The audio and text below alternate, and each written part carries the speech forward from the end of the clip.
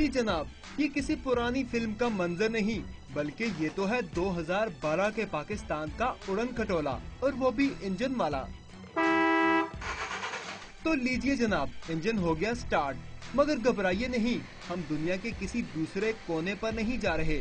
हमारा सफर इस कुदरती नाले के उस पार आड़ूकस के गांव तक का है।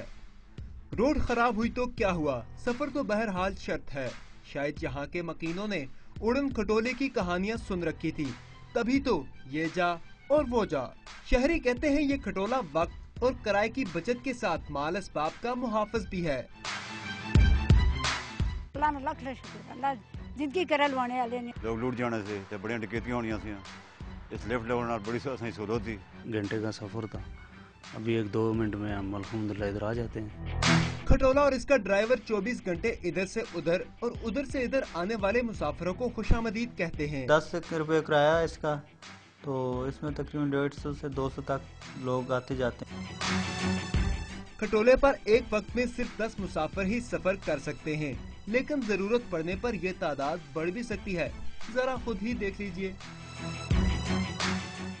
अपनी मदद आपके तहत बनाई गई ये लिफ्ट न सिर्फ मुकामी अफराद की सहूलत का बायस है, बल्कि इन्हें कुछ देर के लिए तफरीक का मौका भी फराहम करती है।